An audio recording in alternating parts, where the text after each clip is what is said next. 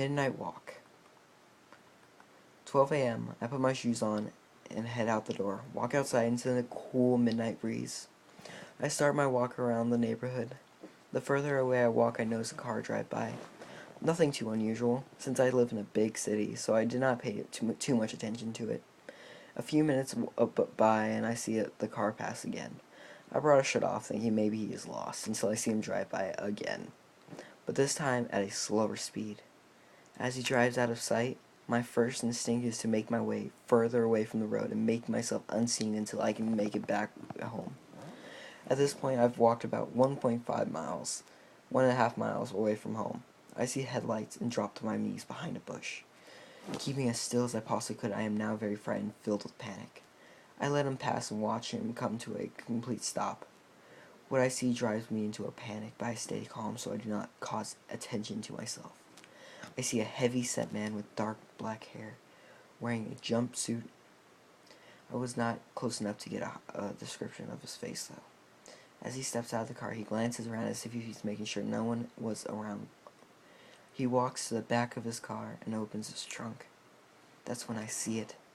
He drags out a woman, very small and pale, completely naked.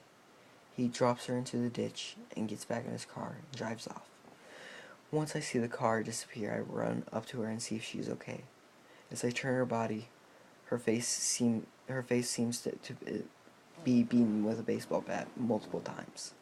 She has cuts all over her body and looks like she may have been raped. I can no longer stay calm. I have to call for help.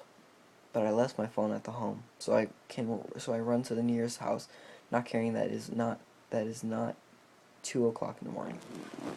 As I run down the street I notice the man's car parked a couple of blocks down. Fright fills my body, and I slow down, check my surroundings, and I see nothing. I am now walking so I do not draw attention to myself. Everything is quiet. Nothing can be heard but the breeze. I finally make my way to the nearest house. As I walk up to the porch, I see a large shadow coming from the side of the shed in the yard.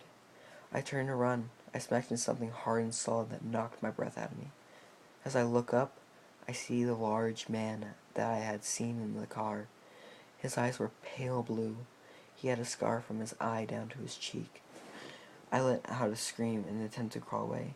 He grabs my feet and begins to drag me across the yard, every branch and rock cutting my body and my face. He drags me across the pavement as I try to lift my up and resist. I feel a heavy boot to the back of my head. As my face smashes against the pavement, blood splatters the road. It knocks me out for a moment. As we reach his car, I let out the loudest scream I could.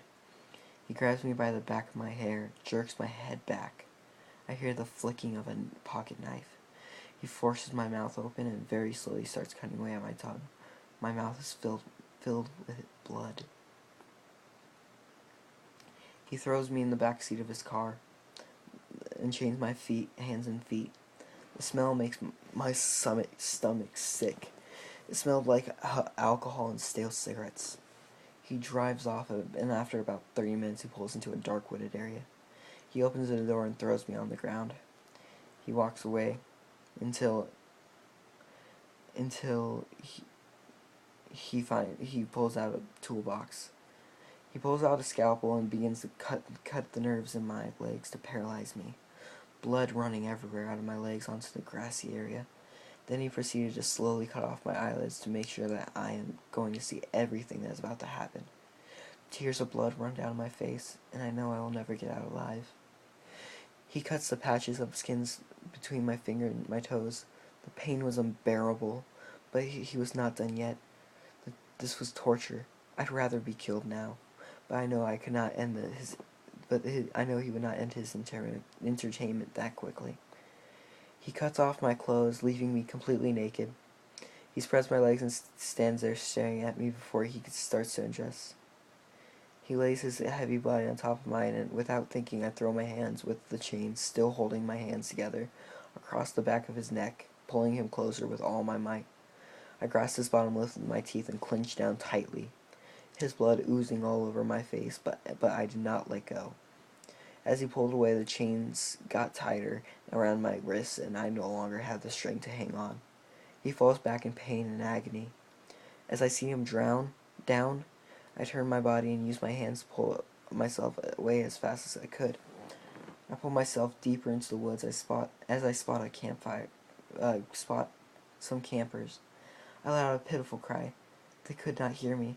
I used that strength I have to get closer to them. As I get closer, they spotted me and ran to my rescue.